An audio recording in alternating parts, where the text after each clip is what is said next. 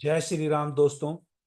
कभी कभी मैं अपनी आत्मा की आवाज सुन के कोई भी ऐसा टॉपिक जो रैंडम टॉपिक होता है उसको उठाता हूँ और उसके ऊपर फिर वीडियो बनाता हूँ।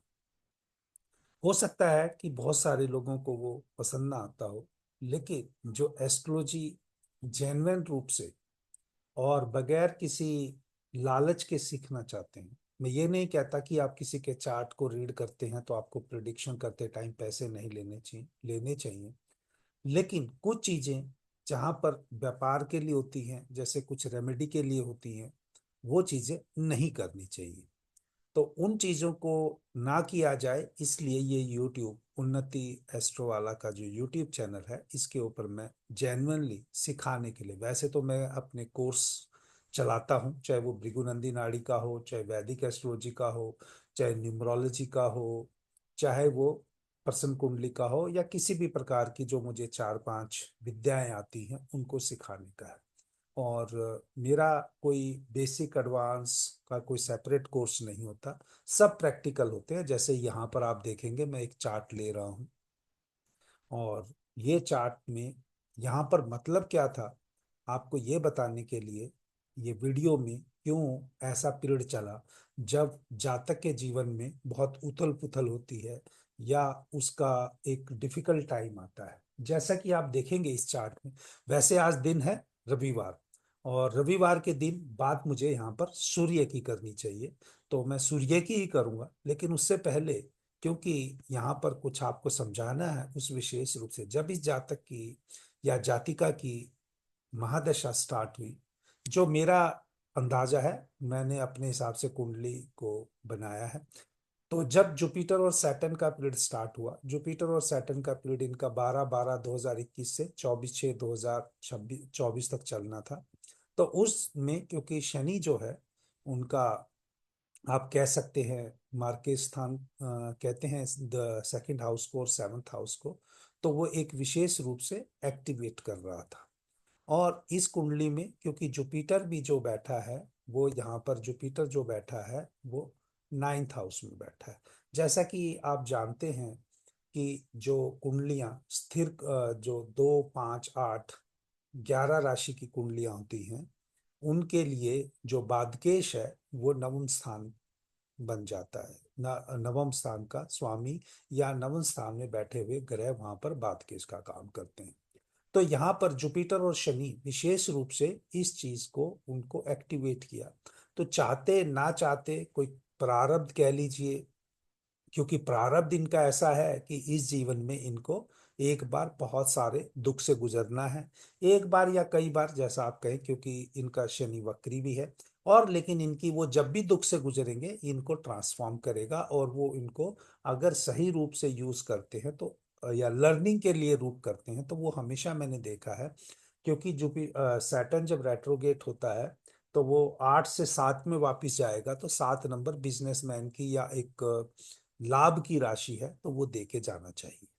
तो अब क्योंकि यहाँ पर वो पीरियड जो है, बादकेश का पीरियड जो है, वो तो चलेगा ही, क्योंकि यहाँ पर शनि का जो पीरियड है वो 24/6/2024 तक, वो शनि वाला तो पीरियड खत्म हो गया, क्योंकि उसके बाद बुध चल रहा है। लेकिन यहाँ पर जुपिटर बैठे रहने से कोई ना कोई विशेष प्रकार की चीजें इस तरह से बनती रहेंगी, क्योंकि बाद के स्थान में गुरु बैठा हुआ है। और मैंने ये भी देखा है जातक के जुपिटर और मून की जब त्रिकोण में या एक स्थान में युति होती है, और जातक को, जैसे भगवान श्री राम का आप देखोगे, तो उनका तो लगन में ही बैठा था, उनको भी एक तरह से वनवास की जिंदगी जीनी पड़ी थी। या मैं जब एस्ट्रोलॉजी सिखाता हूँ, तो जुपिटर और मून के कॉम्बिनेशन में ये बताता हूँ कि आपको किसी काम के लिए या जीवन में कैसी घटनाएं होंगी, आपका स्थान परिवर्तन होगा।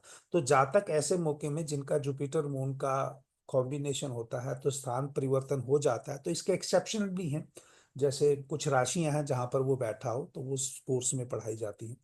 तो पर्टिकुलरली जब 4 नंबर राशि में चंद्रमा हो, तो यहाँ पर जातक वापिस लौट के आता है। कर्क राशि वाला चंद्रमा हो तो जातक जाता जरूर है अपना स्थान छोड़ के, या ऐसी स्थिति होती है कि वो वहीं पर रहकर अपना जिंदगी में ऊंची ऊंचाइयों को छू सकता है। परंतु इस कुंडली में क्योंकि वो सब बन रहा था, ऊपर से बादकेश और मार्केश की दशा का भी सहयोग मिला, क्योंकि ये पूरा एनालिसिस मैं आपको वैदिक एस्ट्रोलॉजी से बता रहा हूँ। तो वैदिक एस्ट्रोलॉजी से बताने से क्या रहा कि भाई इस जातक के वो सब चीजें हुई। अब क्योंकि वो लाभ के भाव में बैठा हुआ है बुध, उसने कुछ लाभ की स्थिति तो करनी है, क्योंकि और गुरु जो है वो लाभेश है।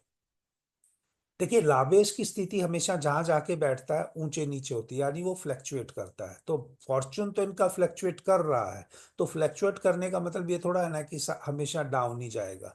लेकिन वहां जब बुध बैठा है, बुध का पीरियड है 24/6/2024 से 30/9/2026 के बीच में, क्योंकि उसके बाद जुपिटर केतु का, उससे पहले तो इनको वो लाभ दे के जाना चाहिए ना। तो इसका मतलब जुपिटर मरकरी में इनको वापिस ऐसी स्थिति बनी इनका कि वापिस इनका जो रिकवरी पीरियड है या जो इनको मान सम्मान चाहिए वो इसमें मिल सकता है। अब मेन मुद्दा इस चीज का आता है, जब मैंने आपको ये सब चीजें बताई कि ये मैं कह रहा हूं कि सूर्य और राहु के कॉम्बिनेशन पे, क्योंकि आज दिन रविवार है, तो इसमें आत्मा की यानी जो जातक जो अचीव करना चाहता है, जो एस्पायर किया है उसको अचीव कर सकता है। तो इसका वीडियो का टॉपिक भी ये है कि will achieve whatever she aspires. तो आप, मैंने इसलिए कहा क्योंकि जब जुपिटर मरकरी के बाद जुपिटर केतु का जो नक्षत्र भी आएगा, तो केतु का, क्योंकि वैदिक एस्ट्रोलॉजी में जो प्रिडिक्शन है वो बहुत अच्छा रिजल्ट देती है जब आप नक्षत्र के हिसाब से रिजल्ट करते हो। तो बुध के नक्षत्र तो 4 8 12 राशियों में ही आते हैं, तो वो 4 बार 8 राशियां जो हैं वो एफर्ट्स की हैं या बिजनेस की हैं या गेन की हैं, यानी तीसरे 7वें और 11वें घर में आएंगी इनके।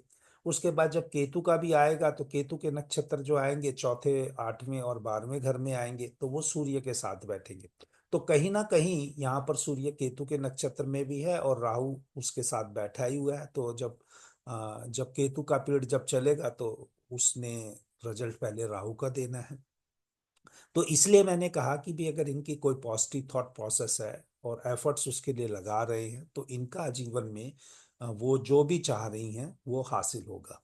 देखिए, इसमें कोई डाउट नहीं है कि ये, मैं सारी बात अभी तक नाम नहीं बोला, ये नूपुर शर्मा जी के बारे में है, मेरे कोई नॉन नहीं है, लेकिन मैं इनकी कोई प्रेज भी नहीं कर रहा हूँ, कोई इनकी पार्टी की प्रेज नहीं कर रहा हूँ। बट मेरा जो सिखाने का तरीका है वो यही है कि जब भी जातक का जुपिटर और सैटर्न का कॉम्बिनेशन बनता है तो जातक सरकार के साथ और या गवर्नमेंट के साथ, चाहे किसी भी रूप में है, जुड़ के काम करता है। लेकिन जब राहु का कॉम्बिनेशन आता है सैटर्न के साथ तो वो पॉलिटिक्स में बहुत अच्छा कर सकता है। तो अभी जो पीरियड इनका एक्टिवेटेड है और जो ये बुध का जो नक्षत्र है जो 26 तक, ये बेसिकली 4 8 12, यानी जो अश्लेषा है वो अश्लेषा आएगा 4 नंबर राशि में, जो ज्येष्ठ आएगा वो 8 नंबर राशि में, और जो रेवती आएगा वो 12 नंबर राशि में। ये तो यानी 3 7 11 नंबर हाउसेज है जो इनके एक्टिवेटेड हैं, और वो एक्टिवेटेड होने से इनको शुक्र वहाँ लाभ दे रहा है, शनि यहाँ पे प्रोफेशन दे रहा है।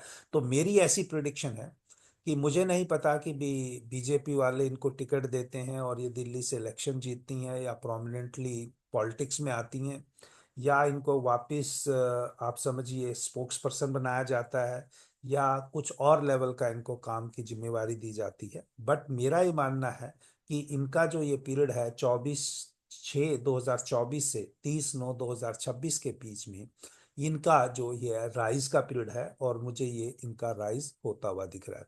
तो जो भी नुपुर शर्मा जी के चाहने वाले हैं या जो इनको लाइक करते हैं, चाहे हिंदुत्व की एक भावना रखते हैं, तो इस वीडियो को जरूर सर्कुलेट करें।